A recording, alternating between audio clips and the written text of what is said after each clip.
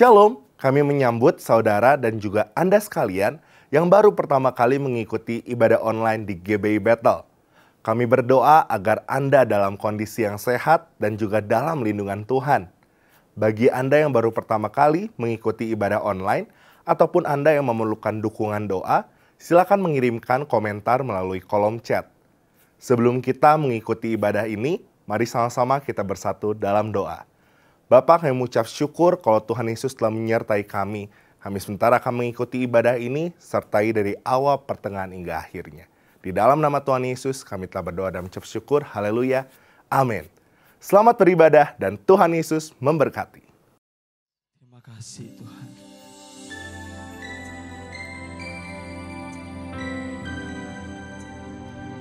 Dalam setiap musim hidup kami, Engkau selalu bersama-sama dengan kami.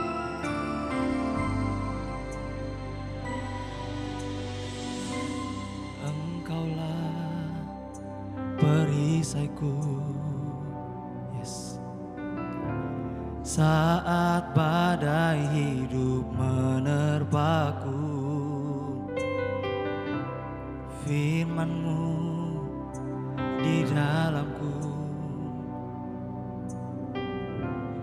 tenangkan jiwaku,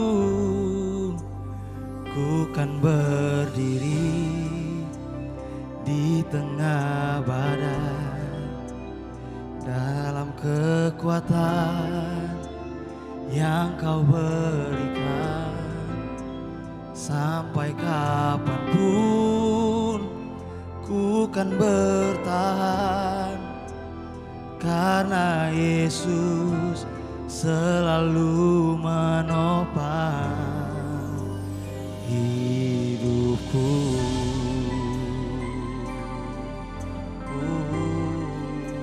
Sama-sama kita nyatakan, Engkaulah perisaiku.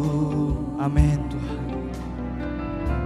Saat badai hidup menerpaku, firman-Mu Tuhan di dalamku, tenangkan jiwaku, ku kan berdiri di tengah badai, dalam kekuatan yang Kau berikan. Sampai kapanpun ku kan bertahan, karena Yesus selalu menopang. Ku kan berdiri di tengah badai, dengan kekuatan yang Kau berikan. Sampai kapanpun ku kan bertahan, karena Yesus selalu menopang.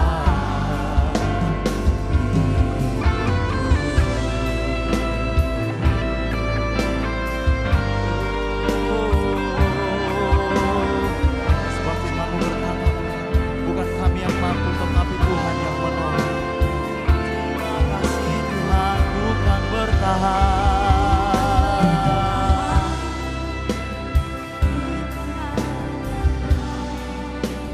dengan kekuatan yang Kau berikan. Sampai kapanpun tak tergoyahkan. Amin. Karena Yesus selalu menopang hidupku. Lebih sungguh lagi, sama-sama kita nyatakan dengan iman, bukan bertahan dalam tekanan, dengan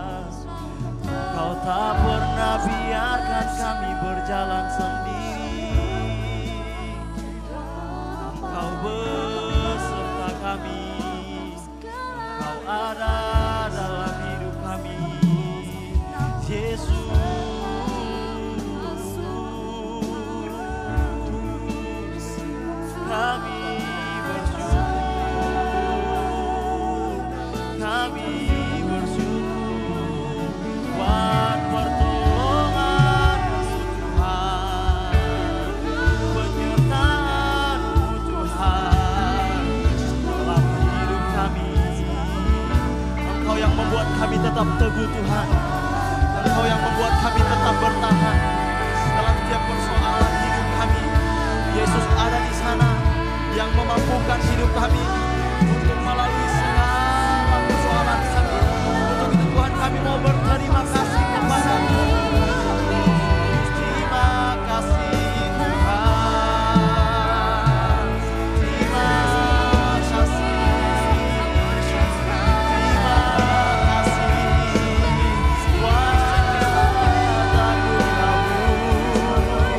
Buat penyertaan-Mu. Kami bersyukur Tuhan. Pagi hari yang ini kami mau menyembah-Mu, sebab karya-Mu sempurna dalam hidup kami Tuhan. Haleluya. Terima kasih. Terima kasih Tuhan.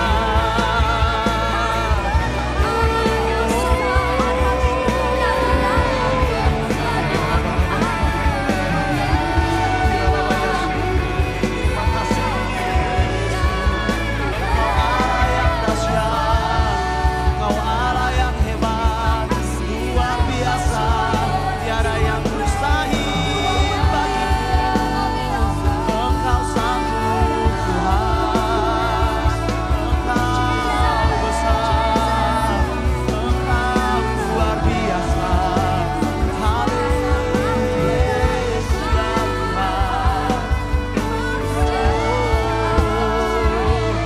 Tuhan. Bapak, kami mengucap syukur kalau kami telah menaikkan setiap pujian penyembahan kami. Sebentar kami mau mendengarkan firman, Kau yang memberkati hamba-Mu yang akan menyampaikan isi hati-Mu. Hanya di dalam nama Tuhan Yesus kami telah berdoa dan ucap syukur. Haleluya. Amin. Baik, hari ini saya akan menyampaikan firman dengan judul keistimewaan pribadi Yesus.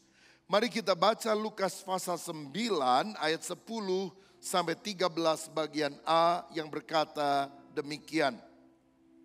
Sekembalinya rasul-rasul itu menceritakan kepada Yesus apa yang telah mereka kerjakan. Lalu Yesus membawa mereka dan menyingkir ke sebuah kota yang bernama Betsaida, sehingga hanya mereka saja bersama Dia. Akan tetapi orang banyak mengetahuinya, lalu mengikuti Dia. Ia menerima mereka dan berkata-kata kepada mereka tentang kerajaan Allah. Dan Ia menyembuhkan orang-orang yang memerlukan penyembuhan. Pada waktu hari mulai malam, datanglah ke-12 muridnya berkata kepadanya, suruhlah orang banyak itu pergi, supaya mereka pergi ke desa-desa dan kampung-kampung di sekitar ini untuk mencari tempat penginapan dan makanan. Karena di sini kita berada di tempat yang sunyi. Tetapi Ia berkata kepada mereka, kamu harus memberi mereka makan. Amin. Saudara sekalian, peristiwa yang dicatat ini terjadi setelah serangkaian pelayanan yang melelahkan dan pengutusan para murid untuk memenangkan jiwa.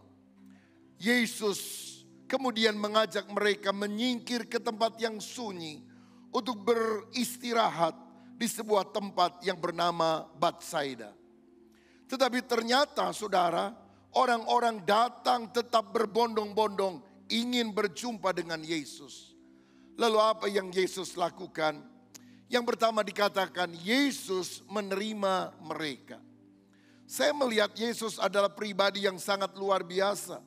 Di dalam kelelahan, di dalam kesibukan, Yesus tetap menerima orang yang mau datang kepada Dia. Dia tidak pernah menolak orang yang mau datang dan meminta pertolongan kepada Dia. Dalam Yohanes 6 ayat 37 dikatakan, semua yang diberikan Bapa kepadaku akan datang kepadaku, dan barang siapa datang kepadaku, ia tidak akan kubuang.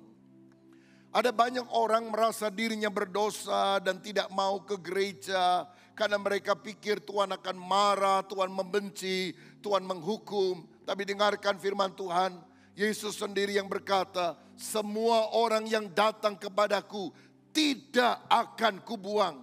Semua orang yang datang kepada Yesus diterima dengan tangan dan hati yang terbuka. Tahukah saudara, dunia kita adalah dunia penuh penolakan, rejection. Dan orang-orang yang tidak diinginkan itu akan mengalami luka di dalam hatinya. Sehingga muncul gejala sosial yang negatif di tengah masyarakat. Kenapa ada banyak anak nakal, anak melakukan tindakan-tindakan kriminal bahkan ketika usianya masih muda. Karena rejection, penolakan yang dia alami dari ayahnya, dari ibunya, atau dari lingkungannya. Saudara, saya pernah dengar satu kali ada seorang anak yang sangat kecewa dan stres. Mereka berasal dari satu keluarga yang anaknya cukup banyak. Ya, suami istri punya 7 anak. Satu kali ribut besar dan akhirnya suaminya bilang, udah kita cerai saja. Anak 1, 2, 3 ikut saya. Dan istrinya bilang, oke, kalau begitu anak 5, 6, 7 ikut saya. Celakanya dia anak keempat, saudara-saudara. Perempuan. Dan dia pikir, waduh, saya ikut siapa? Sejak itu dia merasa tertolak, terbuang dalam kehidupan.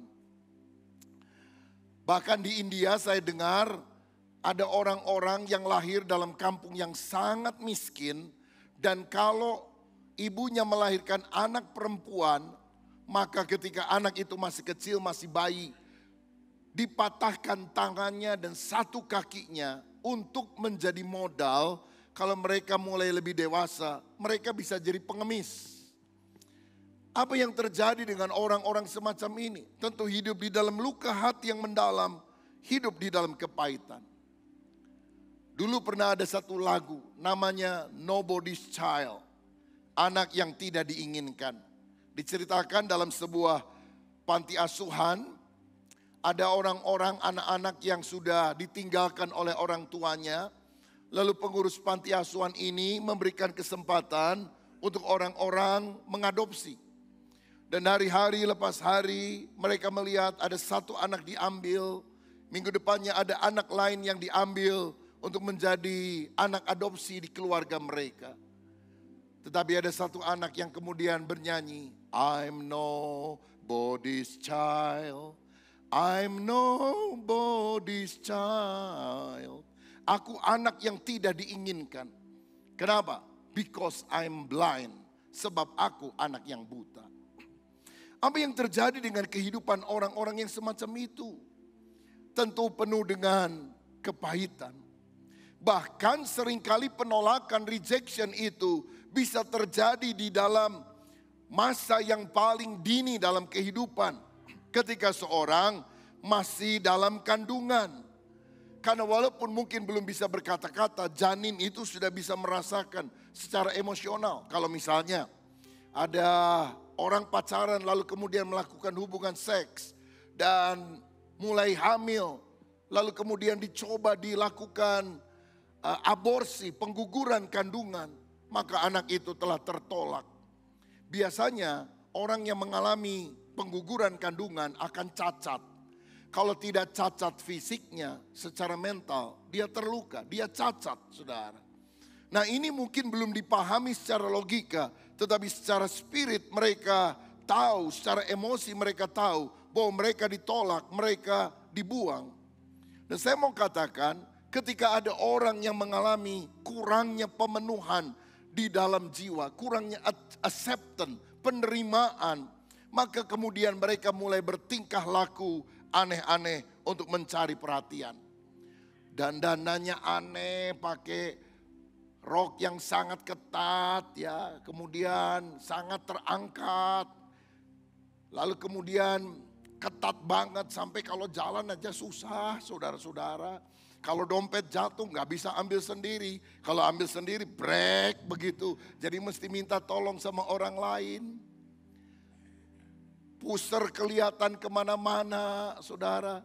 Dan dia rasa itu adalah cara untuk dia menarik perhatian banyak orang. Seringkali hal-hal ini terjadi karena ada penolakan yang menyebabkan dia ingin diterima menjadi pusat perhatian. Tapi saya mau kasih kabar baik kepada kita sekalian. Mungkin manusia menolak saudara, tapi Yesus menerima dan tidak akan pernah membuang kita.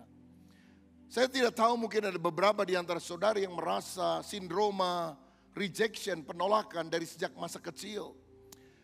Mungkin saudara punya keluarga perempuan dan orang tuamu ingin anak yang laki.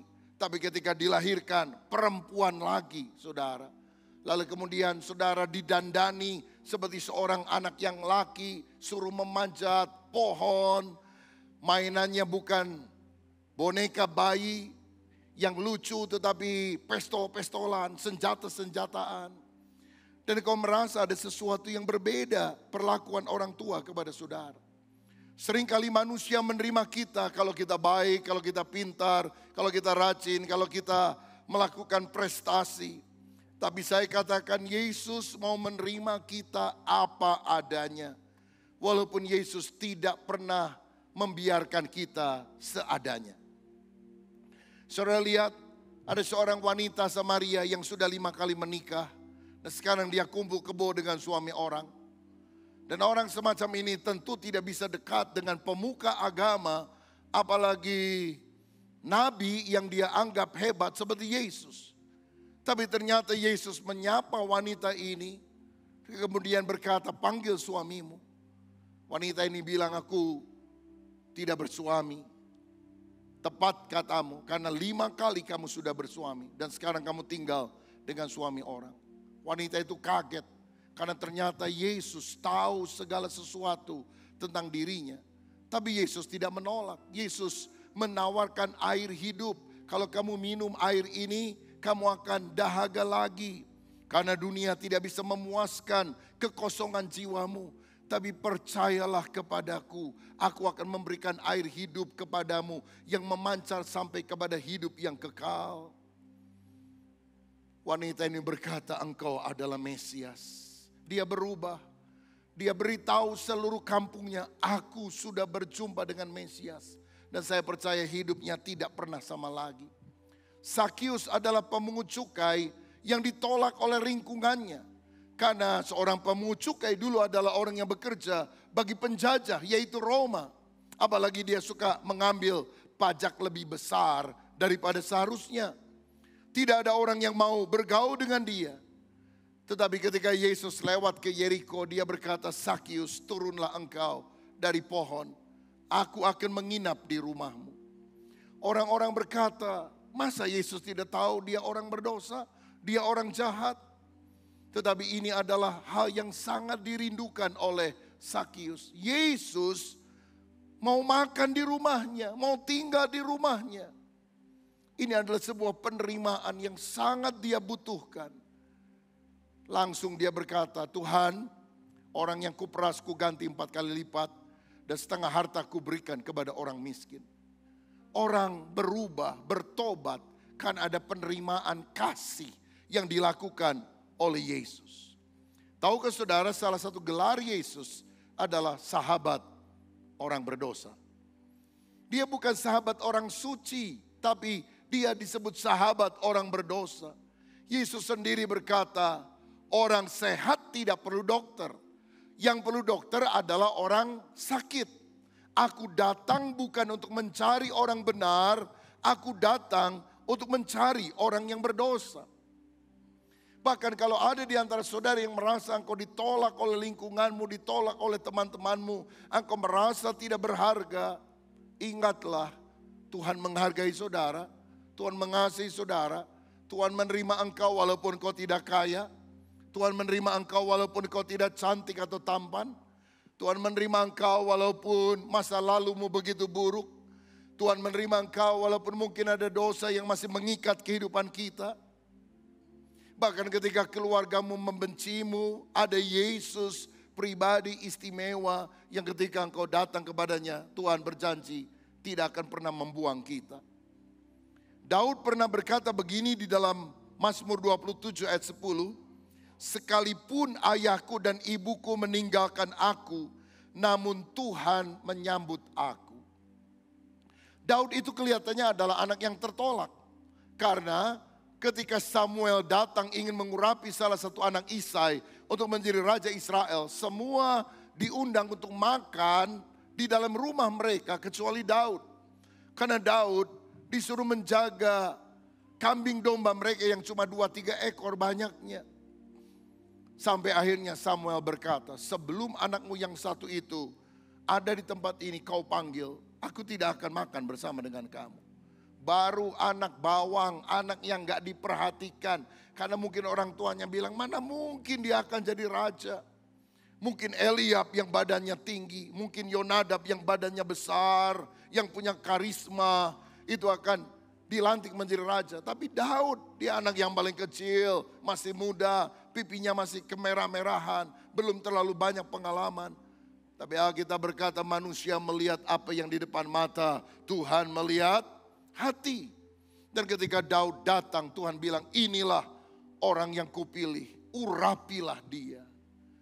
Di kemudian hari, Daud berkata, sekalipun ayahku dan ibuku meninggalkan aku, tapi Tuhan menerima aku.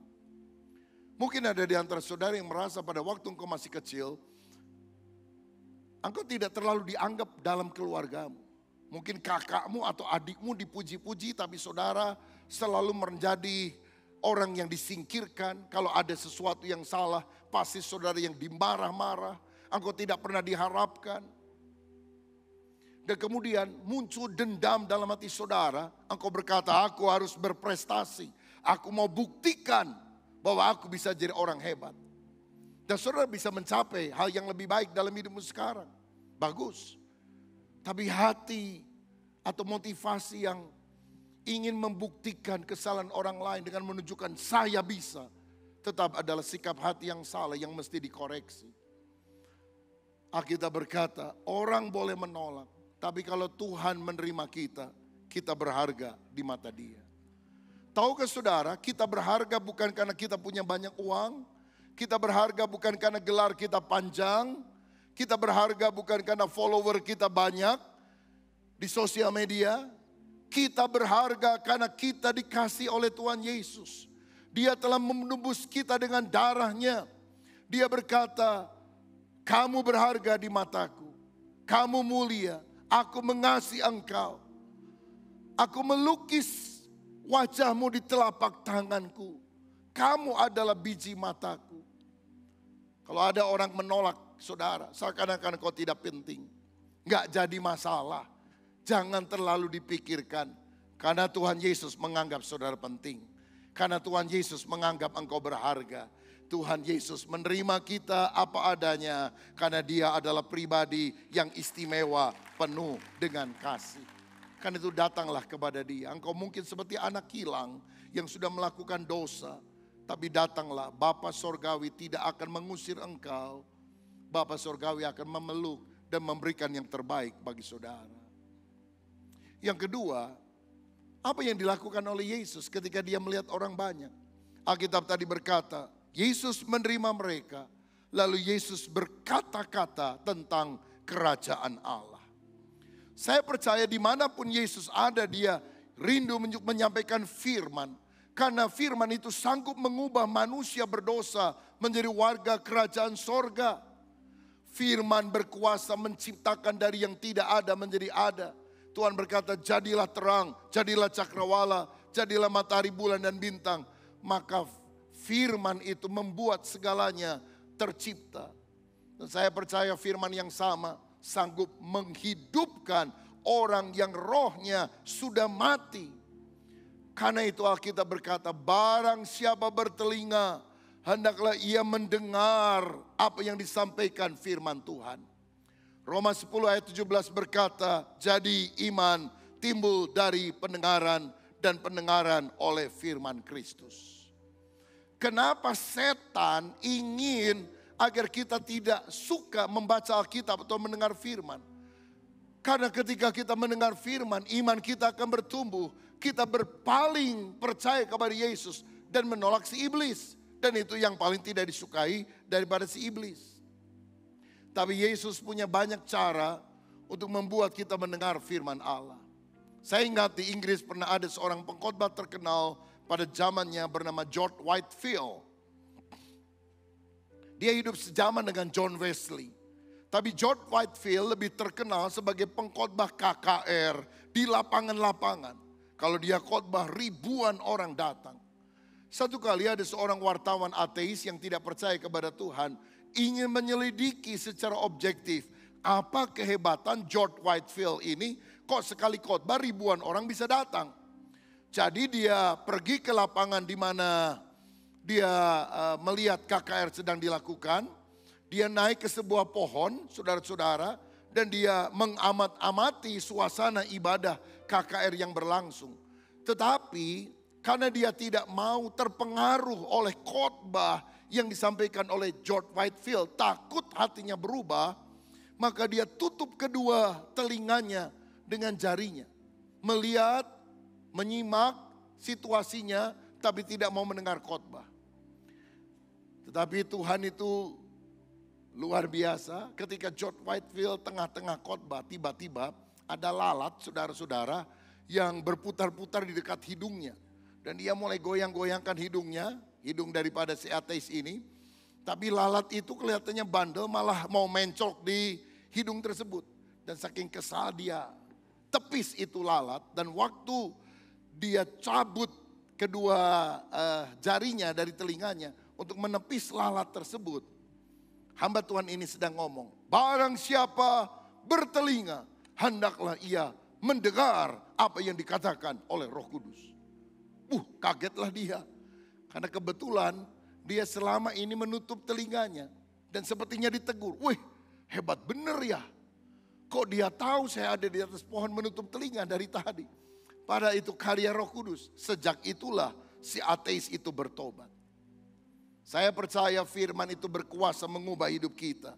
Karena itu saudara-saudara, ingat setan berusaha menghalangi konsentrasi dan pendengaran kita waktu firman disampaikan.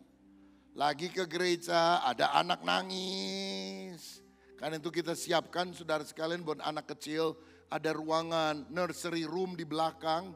Supaya anak-anak dan orang tuanya juga bisa beribadah dengan baik. Kita lagi kebaktian, ada orang di samping kita atau di belakang kita ngobrol aja terus.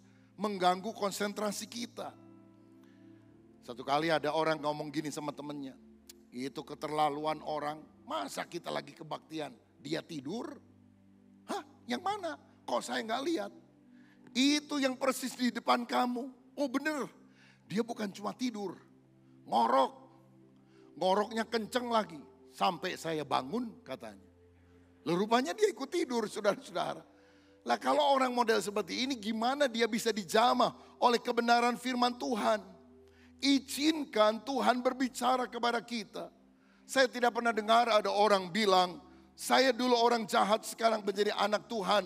Saya dulu penjahat yang kejam sekarang menjadi penjahit Kristen yang baik. Setelah saya membaca buku matematika, fisika, kimia alias mafia. Tapi saya selalu dengar ada orang berkata dulu saya jahat.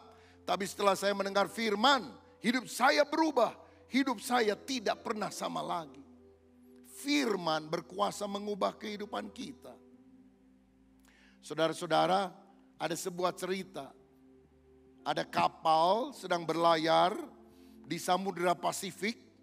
Mereka melihat ada pulau-pulau terasing dengan suku-suku kanibal di sekitarnya. Tiba-tiba saudara, mereka diterpa oleh badai yang begitu luar biasa sampai karam itu kapal. Untung ada orang yang bisa menyelamatkan diri dengan skoci kecil. Dan 2 orang berusaha naik skoci, berusaha mencapai daratan. Tapi waktu mereka melihat ada pulau dan mau mendarat, mereka takut. Karena mereka dengar sukunya suka makan orang, kanibal. Wah gimana kalau kita selamat lalu dimakan orang, celaka kita. Tapi begitu mereka sampai di pulau itu, mereka melihat sebuah pondok kecil. Tidak ada orang, rupanya orangnya sedang pergi.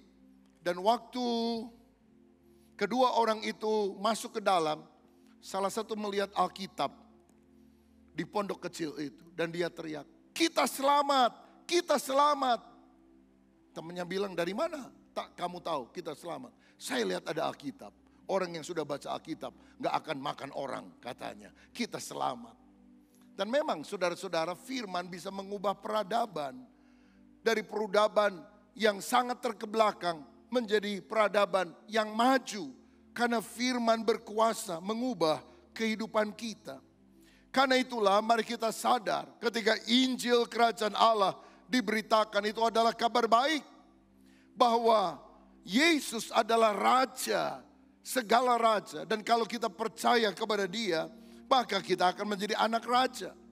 Yohanes 1 ayat 12 berkata, tetapi semua orang yang menerimanya diberinya kuasa supaya menjadi anak-anak Allah, yaitu yang percaya dalam namanya. Tahukah saudara, waktu kita beriman kepada Yesus, kita bukan lagi orang berdosa. Kita adalah anak Allah, anak Raja di atas segala raja. Kalau kita anak Allah, Bapa akan perhatikan segala kebutuhan kita. Kalau saudara cuma tetangganya anak Allah, belum tentu Bapa Surgawi akan penuhi kebutuhan kita. Karena itu yakinkan dirimu, engkau anak Allah dengan menerima Kristus sebagai Tuhan dan Juru Selamat. Saudara tahu tujuan akhir kita itu kita akan jadi apa? Lihat Wahyu 20 ayat yang ke-6. Dikatakan demikian. Berbahagialah dan kuduslah ia yang mendapat bagian dalam kebangkitan pertama. Kematian yang kedua tidak berkuasa lagi atas mereka. Tetapi mereka akan menjadi imam-imam Allah dan Kristus. Dan mereka akan memerintah sebagai apa? Raja bersama-sama dengan Dia 1000 tahun lamanya. Saudara tahu kita akan jadi apa? Kita akan jadi raja. Boleh katakan bersama saya, saudara ikut online juga boleh tulis sekarang di kolom chat.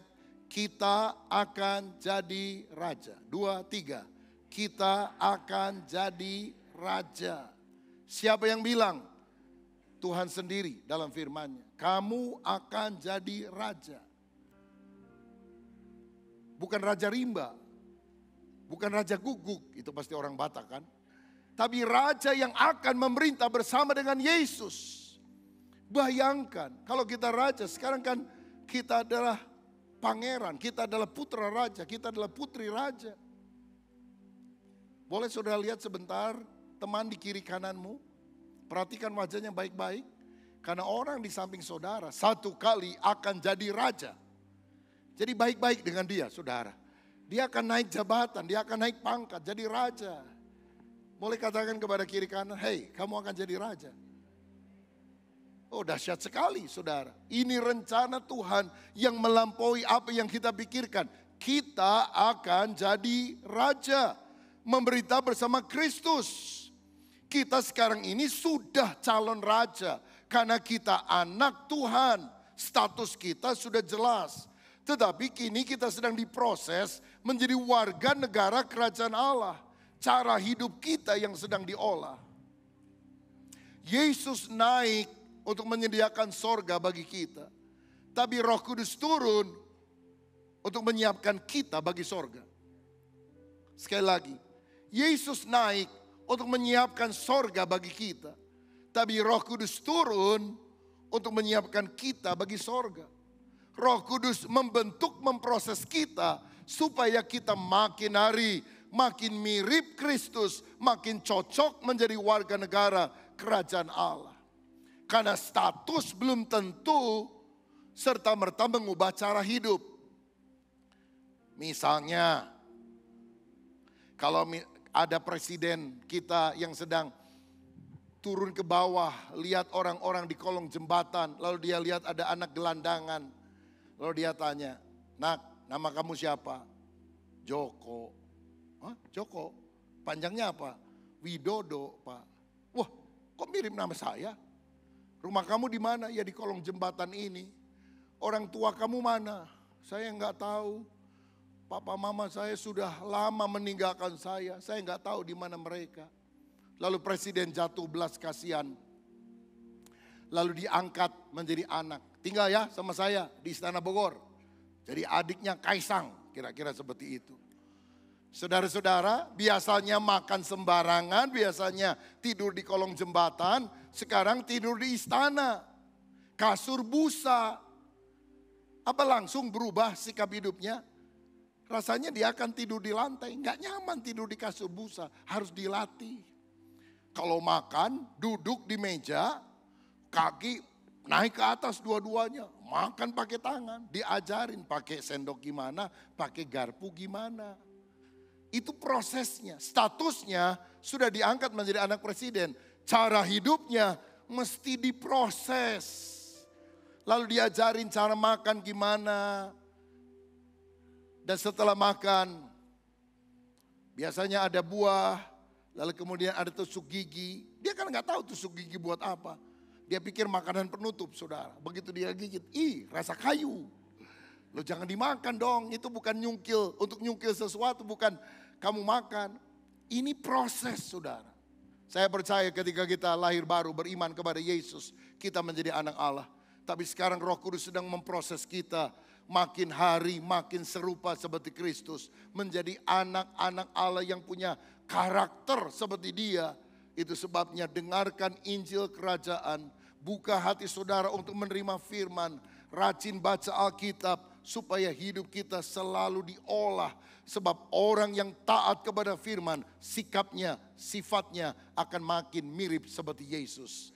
Yesus itu pribadi yang luar biasa. Dia bukan hanya menerima kita, tapi Yesus mengajar kita dengan firman kerajaan Allah. Supaya kita menjadi warga negara kerajaan Allah yang terhormat. Siapa yang bangga diangkat menjadi anak raja. Siapa bangga menjadi warga negara kerajaan Allah. Berikan tepuk tangan yang meriah untuk Yesus yang mengasihi kita. Yang ketiga, Yesus pribadi istimewa. Karena ternyata setelah dia menerima mereka, berkata-kata tentang kerajaannya. Dikatakan Yesus menyembuhkan mereka yang sakit. Yesus bukan cuma manusia biasa yang menerima orang apa adanya. Yang hanya menyampaikan kata-kata nasihat. Tetapi Yesus adalah Allah yang maha kuasa. Buktinya apa? Yesus adalah pribadi yang sangat banyak membuat mujizat. Salah satunya menyembuhkan orang yang sakit. Orang tuli mendengar, orang buta melihat, orang lumpuh berjalan, orang bisu berkata-kata. Bahkan orang mati bisa dibangkitkan. Saya percaya Allah adalah pribadi yang bisa menyatakan kasih dan kuasanya melalui kesembuhan ilahi. Dan sampai hari ini Tuhan mau menyembuhkan kita. Tapi ada dua ekstrim yang saudara perlu ketahui tentang kesembuhan ilahi. Yang pertama, ada sebagian orang menganggap kesembuhan ilahi sudah berlalu. Mereka bilang mujizat itu diperlukan pada zaman dulu. Waktu peradaban belum maju, sekarang sudah modern, sudah maju. Dengan teknologi, dengan akal budi, manusia bisa menciptakan obat, dokter begitu banyak, sehingga tidak perlu ada mujizat lagi. Saudara-saudara, itu yang dikatakan oleh sebagian orang. Tetapi Ibrani 13 ayat 8 berkata, Yesus Kristus tetap sama, baik kemarin maupun hari ini, dan sampai selama-lamanya. Saudara-saudara, tetapi ada kelompok kedua yang berkata, karena Yesus adalah penyembuh yang ajaib, maka kita cukup beriman saja. Tidak perlu pakai dokter. Kalau saudara sakit, lalu saudara ke dokter, itu tandanya kita tidak beriman. Kalau lagi jalan naik sepeda jatuh, jangan pakai obat merah. Karena kita tidak perlu obat-obatan semacam itu. Tapi apakah memang benar pandangan semacam itu? Dalam 3 Yohanes 1 ayat yang kedua, dikatakan demikian, saudaraku yang kekasih, aku berdoa semoga engkau baik-baik dan sehat-sehat saja dalam segala sesuatu, sama seperti jiwamu baik-baik saja. Tuhan ingin agar kita sehat, bahkan sembuh ketika kita sakit. Tapi kesembuhan itu paling tidak ada 3 perbedaan. Pertama, ada kesembuhan alamiah. Saudara sakit karena terlalu capek, begadang sudah hampir seminggu karena dikejar deadline dari kantor kita. Lalu apa yang saudara harus lakukan? Istirahat, tidur lebih banyak, makan makanan yang bergizi, makan buah-buahan, maka dalam beberapa hari saudara akan pulih. Tidak harus pakai obat pun bisa. Karena ada kesembuhan secara alamiah. Tetapi ada penyakit-penyakit tertentu yang bisa disembuhkan dengan pertolongan pengobatan. Misalnya kelainan hormon dalam hidup kita. Maka dokter biasanya memberikan resep, ada obat-obat tertentu supaya hormon kita menjadi lebih stabil, menjadi lebih seimbang. Dan tidak masalah dengan hal tersebut. Saya percaya ini termasuk di dalamnya adalah vaksin. Saudara-saudara, beberapa orang pada waktu yang lalu berkata, kita kan anak Tuhan, gak perlu pakai vaksin. Pasti Tuhan akan melindungi kita, benar. Tapi kita juga lihat, jutaan orang mati di seluruh dunia dan mayoritas adalah yang belum divaksin. Yang sudah divaksin, yang mati juga ada, saudara. Ya, yang mati karena gak kena COVID juga banyak. Tetapi kita lihat orang-orang yang pakai vaksin pada umumnya relatif lebih punya daya tahan ketika virus itu datang menyerang. Itu sebabnya mengapa anak-anak kecil seringkali waktu masih bayi divaksin. BCG, TBC, vaksin apa lagi? Polio dan sebagainya. Supaya dia punya daya tahan tubuh yang lebih kuat. Dan kita tidak perlu anti dokter, anti pengobatan.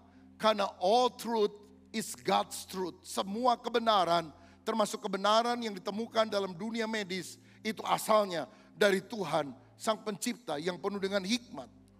Tetapi kita juga harus tetap percaya sampai masa kini mujizat kesembuhan ilahi masih terjadi. Saudara percaya Tuhan masih bisa menyembuhkan sampai hari ini? Saudara percaya kesembuhan ilahi masih terjadi? Haleluya. Karena itulah gereja kita, tim doanya mulai akan lebih menggalakkan lagi beberapa bulan sekali ibadah kesembuhan ilahi. Sebab kita yakin bahwa Tuhan bisa menyembuhkan orang dengan obat atau tanpa obat. Karena sumbernya adalah Tuhan sendiri. Namun untuk menerima kesembuhan ilahi harus ada iman. Dalam Matius 13 ayat 58, Yesus tidak bisa menyembuhkan banyak orang di Nazaret karena mereka tidak beriman. Dikatakan demikian. Dan karena ketidakpercayaan mereka tidak banyak mujizat diadakannya di situ. Yesus melakukan banyak mujizat di tempat lain. Tapi kenapa di kampung halamannya dia hanya bisa melakukan sedikit mujizat? Karena tidak ada iman. Walaupun ada hamba Tuhan dengan karunia kesembuhan ilahi yang luar biasa berkhotbah di sini. Kalau engkau tidak percaya, kalau engkau tidak beriman, engkau tidak akan mengalami mujizat. Tapi walaupun pemimpin kelompok sel saudara mendoakan saudara di rumahmu, tapi ketika engkau beriman, engkau akan sembuh. Karena ini adalah syaratnya iman. Markus 11 ayat 23, 24 berkata demikian. Aku berkata kepadamu sesungguhnya barang siapa berkata kepada gunung ini, beranjaklah, tercampaklah ke dalam laut, asal tidak bimbang hatinya, tetapi percaya bahwa apa yang dikatakannya itu akan terjadi, maka hal itu akan terjadi baginya. Karena itu aku berkata kepadamu, apa saja yang kamu doakan, kamu minta dan doakan, percayalah bahwa kamu telah menerimanya, maka hal itu akan diberikan kepadamu. Kalau engkau beriman, gunung bisa pindah, penyakit bisa diusir. Karena itu percaya kepada Tuhan. Alkitab berkata, oleh bilur Kristus kita sudah disembuhkan. Kita sudah dibaharui oleh Tuhan. Percaya kepada Dia. Siapa di antara saudara yang sakit hari ini? Ketika engkau beribadah di rumah Tuhan, berdoalah. Tangan Tuhan tidak kurang panjang untuk menyembuhkan dan menyelamatkan saudara. Kalau engkau beriman, aku percaya apapun yang Tuhan katakan, aku imani dan amini. Engkau pulang dari tempat ini, kesembuhan akan terjadi bagi setiap orang yang percaya kepada Dia. Haleluya. Yesus pribadi istimewa karena Dia menyembuhkan orang sakit. Dan yang keempat, yang terakhir, Yesus pribadi yang istimewa karena ternyata Dia juga bisa membuat mujizat lain, memberi mereka makan. Alkitab berkata ketika Yesus mengajar banyak orang, hari mulai malam, dan tempat itu terpencil jauh dari tempat yang lain. Lalu murid-muridnya bilang, Tuhan suruh mereka pulang karena Kita nggak punya makanan, kita nggak punya penginapan. Tapi Tuhan bilang apa? Beri mereka makan. Hanya 5 roti dan 2 ikan. Tapi ditaruh di tangan Yesus. Yesus melipat gandakannya menjadi berkat bagi banyak orang. Saya percaya sampai hari ini Tuhan sanggup memelihara kita. Tuhan sanggup kasih saudara makan. Ada banyak orang takut tahun 2023 tahun gelap. Aduh, nanti pekerjaan saya gimana, usaha saya gimana. Percayalah, Yesus yang pernah memberi makan 5.000 orang hanya dengan 5 roti dan 2 ikan adalah Allah yang sama yang bisa memberi saudara makan bahkan sampai kenyang di tahun 2023 ini. Karena Dia Yehova Jireh, Allah yang menyediakan segala keperluan kita. Yesus tahu kita punya roh, jiwa dan tubuh. Dia tidak hanya mengurus masalah dosa kita saja, tapi Dia pelihara hidup kita. Tapi lihat, Yesus harus mengajar orang banyak dengan firman. Kebutuhan rohani dipenuhkan. Baru setelah itu Dia memberikan makanan jasmani. Tetapi carilah dahulu kerajaan Allah dan kebenarannya. Maka semuanya itu, kebutuhan yang lain Tuhan akan tambahkan kepada kita. Dalam Yesus tidak ada kehabisan. Dalam Yesus tidak ada kekurangan. Dalam Yesus ada kelimpahan berkat. Bahkan sampai sisa 12 bakul. 5 roti 2 ikan mengenyangkan 5.000 orang, masih ada sisa 12 bakul. Ingatlah saudara, mujizatnya tidak terjadi pada waktu Yesus selesai berdoa. 5 roti kecil jadi 5 roti bantal atau segede gajah. 2 ikan teri berubah jadi 2 ikan paus. Kalau memang demikian memang bisa mengenyangkan ribuan orang. Tapi waktu didoakan, ikannya tetap kecil, rotinya tetap kecil. Tapi ketika dibagi-bagikan, ikan dan roti itu tidak pernah habis. Jangan bilang Tuhan jadikan saya orang kaya dulu, konglomerat dulu, baru saya berbagi kepada orang lain. Itu bukan caranya Tuhan. Engkau doa, berkatmu masih sedikit, tapi ketika engkau mulai menggunakannya dengan hikmat, berbagi dengan orang lain, tidak akan pernah habis. Karena dalam Yesus tidak pernah ada kekurangan. Dalam Yesus selalu ada kelimpahan berkat. Bahkan ada sisa 12 bakul. Kenapa 12 bakul? Mungkin karena murid Yesus jumlahnya 12. Dan Yesus itu suka doa puasa. Murid-muridnya suka makan kenyang rupanya. Jadi karena 12 jumlahnya, maka porsi makan murid Yesus bukan per piring tapi per bakul, saudara-saudara. Dan kenapa masih ada sisa? Karena yang makan 5.000 laki-laki. Kalau yang makan 5.000 perempuan pasti tidak ada sisa. Karena perempuan biasanya kalau lihat sisa sudah bawa kantong kresek dari rumah. Dia bawa pulang itu sisa ke rumahnya masing-masing. Inilah karunia wanita yang lebih hebat daripada pria soal makan-memakan, saudara-saudara. Tetapi saya percaya bahwa Yesus sanggup memberkati kehidupan kita. Ada seorang teolog liberal berkata begini, sebetulnya ini bukan mujizat. Yang dibagi itu roti yang sangat kecil. Tapi karena mereka begitu terpesona kepada khotbah Yesus. Waktu makan roti kecil seperti perjamuan kudus, langsung kenyang. Loh, ini sulap atau apa, saudara? Saya tidak percaya akan pandangan itu. Walaupun yang mengatakannya profesor doktor karburator kotor bocor. Saya lebih percaya kepada firman Allah. Bahwa itu mujizat nyata, bukan perasaan. Lalu ada yang lain yang bilang, sebetulnya ini bukan mujizat. Karena orang-orang tahu kalau Yesus khotbah, dia khotbah biasanya panjang. Jadi orang-orang datang mendengarkan khotbah Yesus sudah bawa bekalnya masing-masing. Tapi mereka begitu pelit, tidak mau berbagi kepada orang lain. Sehingga ketika Yesus menunjukkan contoh, nih lihat anak kecil. Dia kasih roti kepada saya. Wah, mereka menjadi malu hati. Lalu mereka membuka perbekalannya masing-masing, memberikan kepada kiri kanannya, maka kenyanglah mereka semua. Bahkan masih ada sisa, 12 bakul. Jadi intinya mari kita suka berbagi kepada orang lain. Tapi unsur mujizat tidak dipercayai. Tapi saya percaya berbagi itu sangat penting. Tetapi Alkitab berkata, Yesus adalah Allah yang sanggup melakukan mujizat. Bahkan 5 roti kecil, 2 ikan kecil, dan orang lain tidak membawa makanan apapun. Tuhan berkati, bisa jadi berkat bagi ribuan orang. hari ini pun Dia Yehova Jireh yang akan memberkati hidup saudara. Lihat Elia tidak punya persediaan apa-apa di tengah 3,5 tahun kelaparan. Tapi Tuhan bisa bawa roti dan daging pagi dan petang melalui burung gagak. Lihat bangsa Israel di padang pasir tidak bisa menanam dan menyiram. 40 tahun dihujani oleh mana, roti dari sorga. Kalau Tuhan bisa kasih makan orang Israel 40 tahun di padang pasir. Kalau Tuhan bisa kasih makan dan minum kepada Elia bertahun-tahun di tepi sungai Kerit lewat burung gagak. Saya percaya di kota ini pun, dimanapun saudara berada, mengikuti ibadah secara onsite ataupun secara online, Allah Yehova Jireh menyediakan kebutuhan saudara.